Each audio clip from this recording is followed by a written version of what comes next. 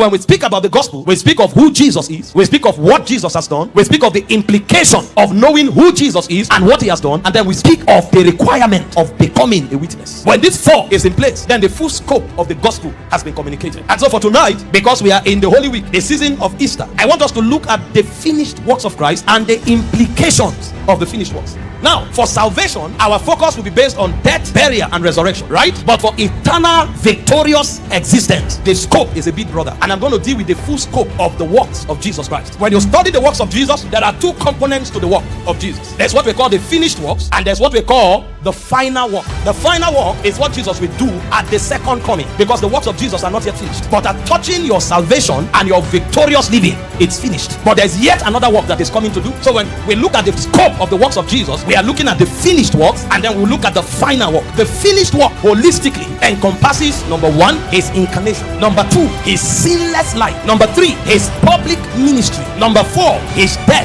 Number five, his burial. Number six, his resurrection. Number seven, his ascension. And number eight, his exaltation or enthronement. Any Christian who will live and express everything God has in mind for him must understand the implication of these 8 works of Jesus Christ. If you understand the 3, death, burial, resurrection, you will be perfectly saved. But if you don't know about the ascension, you may not walk in your calling. It is when he ascended on high that he gave gifts unto men and says, some are apostles. I am completely saved, perfect believer, if I know death, burial, resurrection. But it takes my understanding of ascension to walk as an apostle. So you see that the scope of the works of Jesus does not begin and end with salvation. If I will function by the power of the Holy Spirit, I must know about his exaltation. The Spirit has not yet been given because Christ has not yet been glorified. Why are you speaking in tongues? Why are you full of the Spirit? Acts 2:33. This same Jesus that you crucified is today exalted both as Lord and Christ. So it is our revelation of his exaltation that causes us to walk in the power of the Holy Spirit. Tonight, I want to deal with the finished works of Christ and the implications. Implications of the works of Christ. We deal with the incarnation. The incarnation is simple. It's God in flesh. John 1:14. The Word became flesh and dwelt amongst us, and we beheld his glory. The glory as of the only begotten of the Father, full of grace and truth. Jesus is God in flesh. You read John 1:1 already.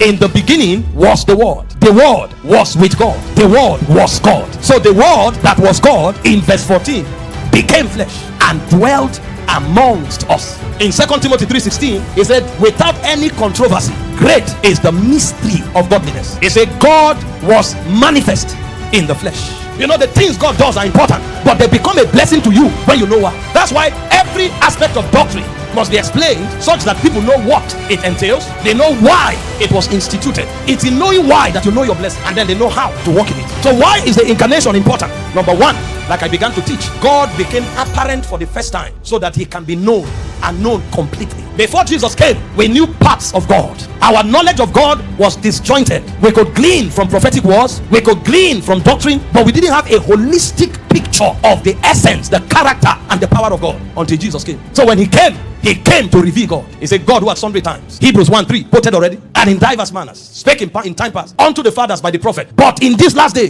the prophet couldn't capture the total revelation of God that man should have until the last day. When he came by his son, he revealed God. In John 1:18, he said, no man has seen God at any time. They have seen parts of God. They've seen dimensions of God. But no man had seen the fullness of God at any time. He said, but the only begotten of the Father, who was in the bosom of the Father, he has declared him. So Jesus came to declare God, to make him apparent. So when you encounter Jesus, you can no longer deny the existence of God. It will be impossible for you to act as if God does not exist. So the first implication of the incarnation is to reveal God in his fullness.